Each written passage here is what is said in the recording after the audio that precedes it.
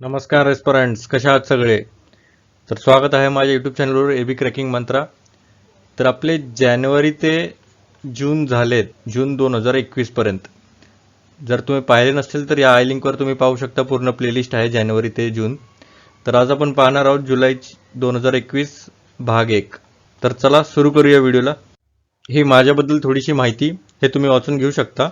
तर जुलै 2021 भाग 1 मध्ये आपण काय काय पाहणार आहोत, तर polity, social news, economic news आणि इंटरनॅशनल न्यूज. तर पॉलिटी पासून सुरू करूया. तर पॉलिटी, पहिली न्यूज आहे NHRC बद्दल, नॅशनल ह्युमन राईट्स कमिशन बद्दल आहे. तर अरुण कुमार मिश्रा NHRC चे नवीन अध्यक्ष होणार आहेत. तर NHRC काय आहे, तर 93 मधली ही एक वैधानिक स्वायत्त व सल्लागार संस्था आहे ही. आणि हे वैधानिक असल्यावर म्हणजे स्टॅट्युटरी आहे, तर मग ह्याचे स्टॅट्युटरी म्हटल्यावर ऍक्टच येणार. तर कुठल्या ऍक्ट नुसार बनवली, तर ही protection of human rights act या अंतर्गत बनवली गेलेली आहे. आणि हे 1993चं होतं. आणि ही नॉन कॉन्स्टिट्युशनल बॉडी आहे. नॉन कॉन्स्टिट्युशनल म्हणजे काय, त्याच्यात आर्टिकल कुठला नमूद केला गेलेला नाहीये, संविधानामध्ये कुठलाच आर्टिकल नाहीये. ऍक्च्युली या स्टॅट्युटरी म्हटल्यावर नॉन कॉन्स्टिट्युशनल यायलाच पाहिजे, पण जनरली नॉन कॉन्स्टिट्युशनल म्हटल्यावर थोडंसं असं वाटतं की कॉन्स्टिट्युशनल पण असू शकते, पण असं काय नसतंय. वैधानिक म्हटल्यावर ते कॉन्स्टिट्युशनल नाही येणार शक्यता तरी. त्यानंतर आहे की NHRC काय आहे, नेमकं काय आहे. तर हे ह्युमन राईट्स जे आहेत, ह्युमन राईट्स म्हणजे मानवी हक्क, तर ह्याला वाचवण्यासाठी सगळे जे प्रयत्न करतात, तर ही एक ती संस्था आहे. एक वॉचडॉगचं काम करते. वॉचडॉग म्हणजे काय, एक निरीक्षण करते की कोणी ह्युमन राईट्स व्हायोलेट करतंय का. आता तुम्ही जय भीम बघितला असाल मूवी, तर बघितला नसेल तर खरंच बघा तो मूवी. तर त्यात ह्युमन राईट्सचं व्हायोलेशन होतंय, कस्टोडियल डेथ होतीये. तर त्याच्यावर पूर्ण हा मूवी आहे. तर किती ह्युमन राईट्सचं व्हायोलेशन करतात येते.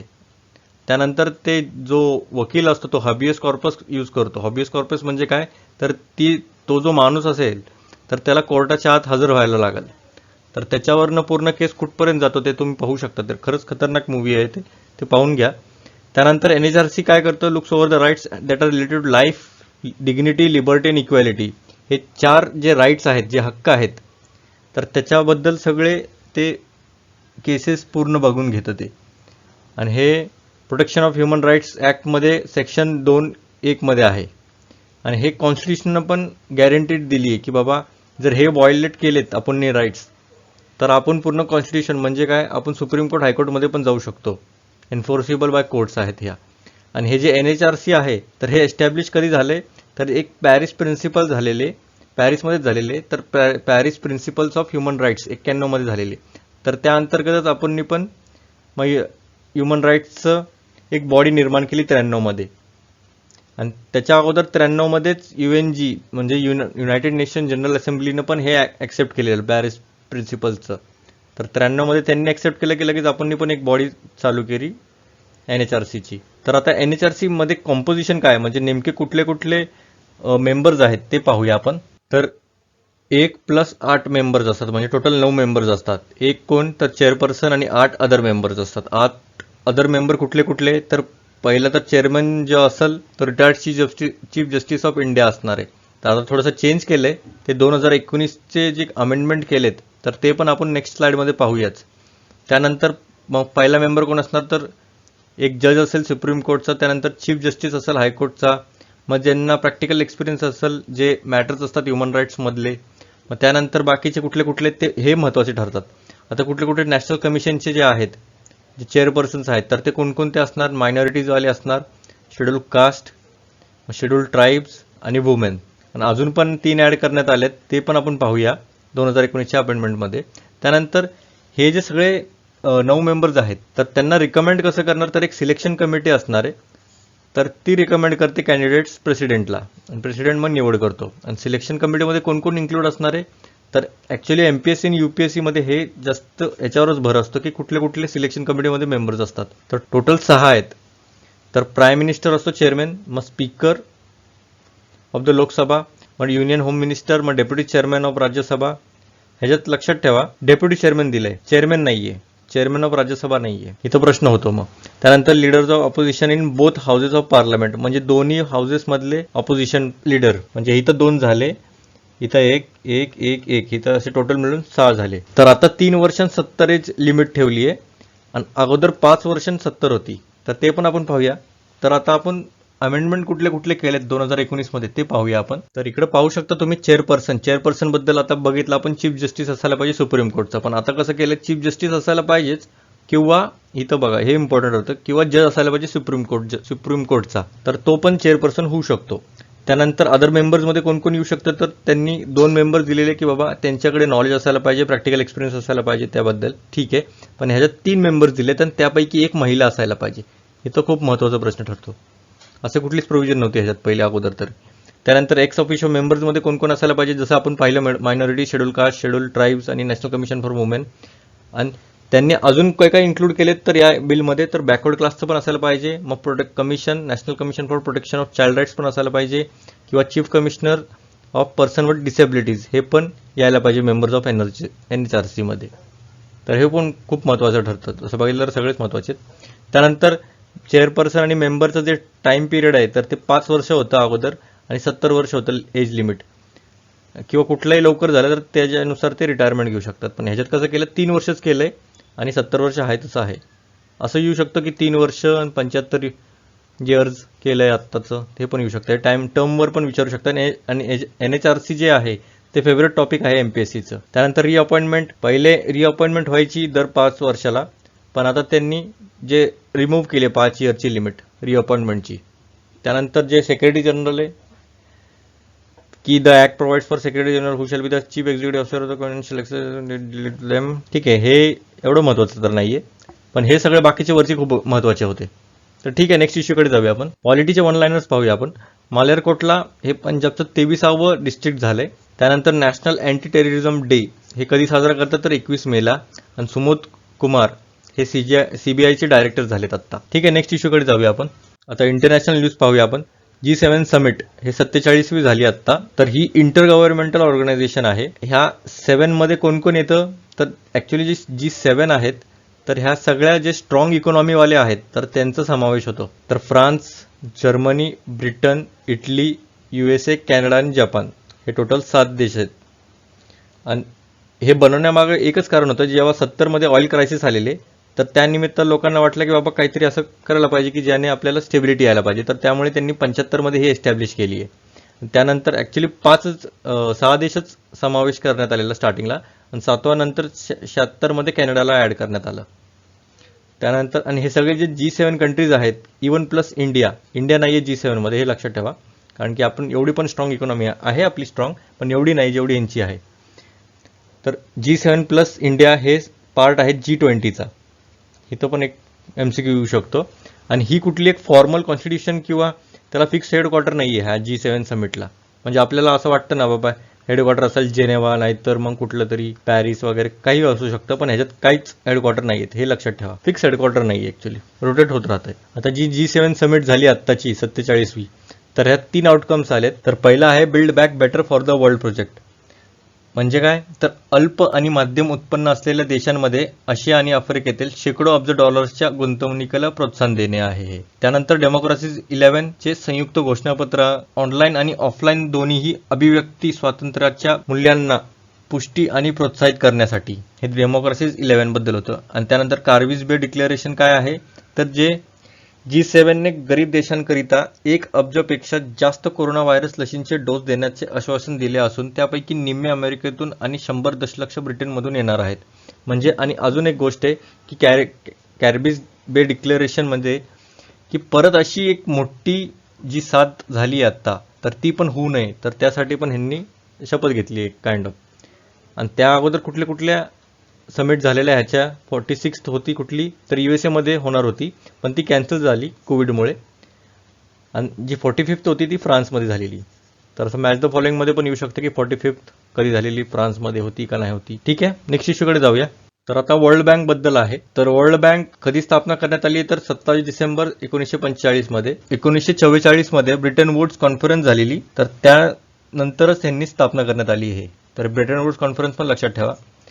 आणि ह्याचा हेडक्वार्टर आहे वॉशिंग्टन DC. आणि ह्याचे मेंबर्स आहेत 189 आणि इंडिया फाउंडर मेंबर आहे. त्यानंतर हे कुठले रिपोर्ट्स पब्लिश करते याच्यावर प्रश्न जास्त येण्याची शक्यता असते. 1 लाइनर मध्ये येऊ शकतात ह्या, की बाबा असं एक कुठलं तरी नाव देतील आणि हे कुठली संस्था काढते रिपोर्ट हा असं येऊ शकतो. तर कुठले आहेत तर ईज ऑफ डुईंग बिझनेस आहे, वर्ल्ड डेव्हलपमेंट रिपोर्ट आहे, human capital index, migration and development brief, global economic prospectus आणि इंटरनॅशनल डेब्ट स्टॅटिस्टिक्स. तर हे सगळे असे मेजर रिपोर्ट्स आहेत. तर ठीक आहे, नेक्स्ट इश्यूकडे जाऊया. तर वन लायनर्स आहे इंटरनॅशनल न्यूजच्या. तर इंटरनॅशनल म्युझियम्स डे 18 मेला साजरा करतो आपण, आणि थीम होती 2021ची future of museums recover and reimagine. त्यानंतर वर्ल्ड रोड सेफ्टी वीक कधी साजरा करतो आपण, तर 17 मे ते 23 मे, आणि थीम होती स्ट्रीट्स फॉर लाईफ, आणि टॅगलाईन होतं #Love30. त्यानंतर वंदे भारत मिशन घर वापसी म्हणजे इन शॉर्ट जे कोविड-19मुळे जे साथ झालेली आणि तिकडे जे अडकून बसलेले आपले जे भारतीय होते, तर त्यांना परत आणण्यासाठी हे मिशन राबवलं गेलेलं वंदे भारत मिशन. त्यानंतर असेच कुठले मिशन आपण राबवलेत, तर ऑपरेशन राहत येमनमध्ये, जर तुम्ही अक्षय कुमारचा मूवी पाहिला असाल तर ते लक्षात येऊ शकतं तुम्हाला. त्यानंतर ऑपरेशन मैत्री, नेपाळ अर्थक्वेक, नेपाळमध्ये जेव्हा भूकंप झालेला तेव्हा आपण सहायता दिली, तर त्याचं नाव होतं ऑपरेशन मैत्री. ऑपरेशन होम सेफ, ते लिबिया वॉरमध्ये जे आपले भारतीय अडकलेले त्यांना ऑपरेशन होम सेफ कमिंग होतं त्याचं नाव. आणि ऑपरेशन सुकून पण लिबिया वॉरमध्ये झालेलं तेच होतं. म्हणजे 2 ऑपरेशन राबवले गेलेत लिबिया वॉरमध्ये. त्यानंतर वर्ल्ड फूड सेफ्टी डे 7 जूनला साजरा करतो आपण, आणि ह्याची थीम होती safe food today for a healthy tomorrow. त्यानंतर global liveability index economist intelligence unit काढतो. EIU पण देऊ शकतात फक्त, की EIU ग्लोबल लायबिलिटी इंडेक्स काढतं का नाही. आणि हे ॲक्च्युली कसला निर्देशांक आहे, तर या निर्देशांकानुसार 140 देशांच्या यादीत ऑकलँड हे शहर सर्वात राहण्यायोग्य, तर दमास्कस हे शहर राहण्यासाठी सर्वात अयोग्य ठरलं आहे. तर लिव्हेबिलिटी म्हणजे काय, राहण्यायोग्य तसं बोलू शकतो आपण. पहिला ऑकलँड, मग ओसाका, मग ॲडलेड, हे पहिले 3 राहण्यायोग्य शहरे आहेत. आणि सगळ्यात डेंजर शहरं कुठले, दमास्कस म्हणजे सिरियामध्ये तर माहितीच असेल तुम्हाला. सिरियाचं कॅपिटल दमास्कस आहे. त्यानंतर लागोस नायजेरियामधलं आहे, पोर्ट मोरेस्बी पपुआ न्यू गिनीमध्ये आहे ते. ठीक आहे, तर नेक्स्ट इश्यूकडे जाऊया आपण.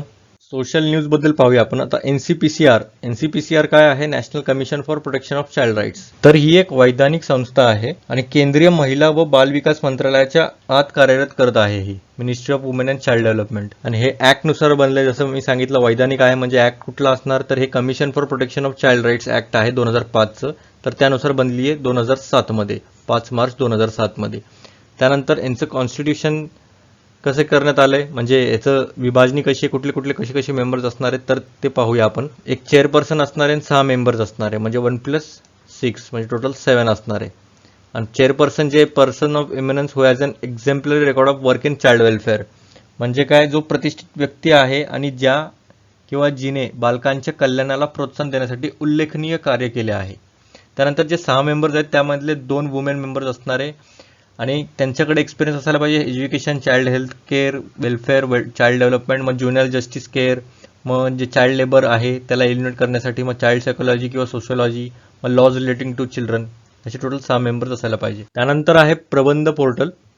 प्रबंध म्हणजे काय, project appraisal budgeting achievements and data handling system. इथं बघू शकता, इथं जो बालक बसला आहे तर तो कम्प्युटर समोर बसला, म्हणजे ऑनलाईन एज्युकेशनच्या संदर्भात आहे ही स्कीम. तर प्रबंध पोर्टल काय आहे, तर हे समग्र शिक्षाच्या आतच ही जी योजना आहे त्या अंतर्गतच हे करण्यात आलंय.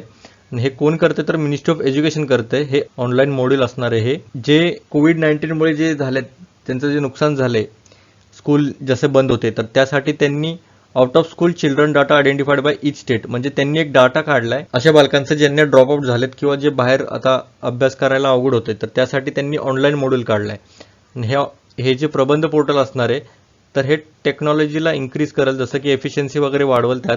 आणि सेंट्रली स्पॉन्सर्ड असणार आहे. सेंट्रली स्पॉन्सर्ड म्हणजे काय, केंद्र पुरस्कृत योजना असणार आहे ही अंडर समग्र शिक्षाबद्दल पण आपण जाणून घेऊया नेक्स्ट स्लाइडमध्ये. त्यानंतर हे ट्रान्सपरन्सी आणि ॲक्युरेसी वाढेल, प्लस ते स्ट्रीमलाईन होईल फायनान्शियल मॅनेजमेंट सिस्टीममध्ये. तर हे सगळं महत्त्वाचं होतं. त्यानंतर आता बघूया आपण समग्र शिक्षामध्ये काय काय येतं. तर ही एक इंटिग्रेटेड स्कीम आहे. इंटिग्रेटेड म्हणजे काय, सगळ्यांना समावेश करणारी स्कीम आहे. तर from preschool to class 12 सगळ्यांना इन्क्लूड करणारी ही स्कीम आहे at all levels of school education. आणि ह्या तिन्ही स्कीम आत येतात कुठल्या, तर सर्व शिक्षा अभियान, राष्ट्रीय माध्यमिक शिक्षा अभियान आणि टीचर एज्युकेशन. तर इथं प्रश्न येऊ शकतो प्रिलिमसाठी, हे खूप इम्पॉर्टंट ठरतं हे एवढं पॉईंट. त्यानंतर मेन एम्फेसिस कशावर असणार आहे ह्या स्कीमचं, तर क्वालिटी जी आहे स्कूल एज्युकेशनची ती वाढवणार कसं, तर 2 T's लक्षात ठेवा, टीचर आणि टेक्नॉलॉजी थ्रू. त्यानंतर विजन काय आहे समग्र शिक्षण अभियानचं, तर हे जे सस्टेनेबल डेव्हलपमेंट गोल आहे एज्युकेशनचं, SDG 4 असं येऊ शकतो. SDG 4 आणि मॅच फॉलोइंगमध्ये पण येऊ शकते, एज्युकेशनच्या संदर्भात आहे. तर आपल्याला SDG गोल जे आहे तर ते पण आपल्याला फुलफिल करायचं आहे. म्हणजे काय त्यात, तर एन्श्युअर इन्क्लुझिव्ह आणि इक्विटेबल क्वालिटी एज्युकेशन आणि promote life long opportunities for all. तर त्याला कॉम्प्लिमेंट करण्यासाठी पण हे विजन खूप फायदेशीर ठरतं आपलं. It aims to support states in implementation of right of children to free and compulsory education. म्हणजे जे RTE ॲक्ट आहे तर त्यात पण हे आपण इम्प्लिमेंट करतोय. RTE काय आहे, तर फंडामेंटल राईट आहे ती 21A अंतर्गत, कॉन्स्टिट्यूशनच्या अंतर्गत, संविधानच्या अंतर्गत 21 आर्टिकल हे खूप महत्त्वाचं ठरतं. RTE 21A हे लक्षात ठेवा. आणि ह्याच्यात काय इन शॉर्ट, तर फ्री आणि कंपल्सरी एज्युकेशन द्यायला पाहिजे जे 6 आणि 14 वयोगटाच्या आत असतील त्यांना. आणि फंडामेंटल राईट आहे. फंडामेंटल राईट म्हणजे काय, तर हे राईट तुम्ही असं म्हणजे, तर हे जर तोडलं गेलं तर डायरेक्ट आपण सुप्रीम कोर्ट किंवा हायकोर्टमध्ये जाऊ शकतो आपण, जर नाही मिळालं तर एवढं महत्त्वाचं ठरतं हे. त्यानंतर फंडिंग पॅटर्न कसं असणार समग्र शिक्षा अभियानचं, तर सेंट्रली स्पॉन्सर्ड स्कीम आहे. आणि जे फंड शेअरिंग पॅटर्न कसं असणार आहे, तर हे बघू शकता 90-10 नॉर्थ ईस्टर्नसाठी आणि 60-40 हे अदर स्टेटसाठी आणि युनियन टेरिटरीसाठी. म्हणजे 90% जे फंड असणार ते सेंटर देणार आणि 10% स्टेट्स देणार, तसंच 60-40. आणि 100% सेंट्रली स्पॉन्सर असणार. म्हणजे कोण, म्हणजे सेंटर 100% फंड कोणाला देणार, तर युनियन टेरिटरीज विदाऊट ज्यांच्याकडे लेजिस्लेचर नाही आहे, म्हणजे विधानसभा लोकसभा असतात ना, तर ते नसणारे, तर त्यांना हे देणार आहे 100%. त्यानंतर फोकस ऑन डिजिटल एज्युकेशनवर जास्तीत जास्त भर देण्यात येणार आहे, जसं की ऑपरेशन डिजिटल बोर्ड. आता कसं आहे, डिजिटली खूप प्रयत्न करणार आहेत, कारण की आता जसं कधी पण कुठली आपत्ती येऊ शकते, तर त्यासाठी आपण खंबीर राहावं म्हणून त्यांनी जास्तीत जास्त डिजिटल एज्युकेशनवर जास्त फोकस द्यायला येणार आहे आता. आणि ऑपरेशन डिजिटल बोर्ड हे पण राबवण्यात आलं. सेकंडरी स्कूल्स 5 वर्षासाठी, ज्यांना इझी टू अंडरस्टँड वगैरे ते सगळं एज्युकेशन खूप छान पद्धतीने होऊन जाईल. आता डिजिटल इनिशिएटिव्ह कुठले घेतात ते आपण पाहूया. तर PM ई-विद्या प्रोग्राम हे मल्टीपोर्ट ॲक्सेस असणारे डिजिटल ऑनलाईन एज्युकेशनसाठी. मग स्वयं खूप इम्पॉर्टंट आहे, UPSCने याच्यावर प्रश्न विचारलेला, स्वयं पोर्टल. तर स्वयं काय आहे, study webs of active learning for young aspiring minds. आणि ह्याचं मेन ऑब्जेक्टिव्ह हेच होतं की जे प्रत्येक स्टुडंटकडे हे ॲक्सेस असायला पाहिजे बेस्ट क्वालिटी हायर एज्युकेशनसाठी आणि ॲट अफोर्डेबल कॉस्ट. म्हणजे व्यवस्थित कॉस्ट असून त्याला हायर एज्युकेशन देण्यात यायला पाहिजे. तर हे स्वयंचं उद्दिष्ट होतं. त्यानंतर integrated online junction for school education म्हणजे शगुन पोर्टल पण ते तसंच आहे. मेजरली हे लक्षात नावं ठेवा, जसं की UDISE म्हणजे काय, unified district information system for education. Majorly या अंतर्गतच, एज्युकेशन सिस्टीमच्या अंतर्गतच येतात हे. त्यानंतर निष्ठा काय, टीचर्स ट्रेनिंग प्रोग्राम आहे. त्यानंतर education quality upgradation and inclusion programme EQUIP हे पण महत्त्वाचं ठरतं. मग राष्ट्रीय उच्चतर शिक्षा अभियान, तर ही एक स्कीमच आहे, सेंट्रली स्पॉन्सर्ड स्कीम आहे ही, ऑक्टोबर 2013 मध्ये लॉन्च करण्यात आलेली. आणि strategic funding to higher education institution throughout the country. Higher एज्युकेशनसाठी हे महत्त्व ठरतं, जसं की ह्याच्यात लिहिलंय उच्चतर हायर शिक्षणासाठीच असणार आहेत हे. ठीक आहे, नेक्स्ट इश्यूकडे जाऊया आपण. तर आता आहे इकॉनॉमिक्स. हे इथं बघू शकता तुम्ही, चहा आहे मस्त. ठीक आहे, इंटरनॅशनल टी डे कधी साजरा करतो, तर 21 मे आहे. इथं बघू शकता तुम्ही इंटरनॅशनल टी डे. त्यानंतर आता चहा झाला, तर मग आता ह्याच्यात तर दूध दिसत नाही, तर दूध पण बघू शकता आपण. तर वर्ल्ड मिल्क डे कधी साजरा करतो, 1 जून. आणि मिल्क डिटेल्सबद्दल जसं सांगायचं झालं तर त्यात प्रोटीन्स असतात. अन्नपूर्ण, हे मिल्कला अन्नपूर्ण म्हणतात, कारण की जर एक ग्लास जरी घेतला तरी तुमचं पोट भरल्यासारखं वाटणारच आहे. आणि त्यात खूप सारे न्यूट्रिएंट्स वगैरे, मिनरल्स वगैरे खूप जास्त असतात. त्यानंतर ह्याची थीम कुठली काय होती 2021ची, तर sustainability in the dairy sector. आणि नॅशनल मिल्क डे, आता हे बघा, वर्ल्ड मिल्क डे वेगळा आहे आणि नॅशनल मिल्क डे वेगळा आहे. 26 नोव्हेंबरला साजरा करतात. 26 नोव्हेंबर का, तर डॉक्टर वर्गीस कुरियन जे आहेत, तर ह्यांनी मिल्क रिव्हॉल्युशन आणलेलं. म्हणजे आपल्याकडे जे दूधचा जो साठा होता तर ते खूप कमी व्हायला लागलेला, तर त्यांनी असा बूम आणला, जसं की अमूल वगैरे. अमूलचे पण हे संस्थापकच आहेत. तर त्याच्या थ्रू यांनी मिल्कचं एवढं प्रोडक्शन वाढवलं की आपण आता एक्सपोर्ट करतो डायरेक्ट. ठीक आहे, त्यांच्यामुळे हे सगळं घडून आलं. म्हणून त्यांच्या जे जयंती निमित्त हे 26 नोव्हेंबर. आणि 26 नोव्हेंबर अजून एक खतरनाक डेट आहे, 26/11. तर तुम्हाला माहितीच असणार आहे 26/11 काय आहे. इव्हन माझ्या जे आत्या आहेत त्याच्या मुलाचा पण बड्डे आहे 26/11ला. ठीक आहे, तर अशा पद्धतीने तुम्ही डेट्स पण लक्षात ठेवू शकता. त्यानंतर वर्ल्ड ॲक्रिडिटेशन डे 9 जून. त्याची थीम होती accreditation supporting the implementation of sustainable development goal. तर हे सगळे इकॉनॉमिक्सबद्दल झाले. ठीक आहे, नेक्स्ट इश्यूकडे जाऊया आपण. तर आता KBC राऊंड आहे. तर ऑस्कर अवॉर्डबद्दल हे प्रश्न आहे, प्लस हे चूज द करेक्ट पेअर म्हणजे जोड्या लावा. तर हे तुम्ही सॉल्व्ह करा, कमेंट सेक्शनमध्ये मला कळवा. तर इकडे बघा, लाईक करा. इकडे डिस्क्रिप्शनमध्ये आहे, तर इथं सगळं तुम्हाला PDF भेटून जाईल, जानेवारी ते सगळे आत्तापर्यंतचे. इवन व्हिडिओ लिंक्स पण आहेत, प्लस PDF चे पण लिंक्स आहेत, तर ते पण तुम्ही पाहू शकता. इथं सबस्क्राईब बटन आहे, इथं सबस्क्राईब करा आणि ते घंटीचं पण बेल आयकॉन असतं इथं ह्याच्या पुढेच आहे घंटीचं बेल आयकॉन. तर ते प्रेस करून ऑल वर क्लिक करा, कारण की जे पण मी आता व्हिडिओज येतील तर त्यावर तुम्हाला नोटिफिकेशन येत राहतील. तर ठीक आहे, थँक्यू.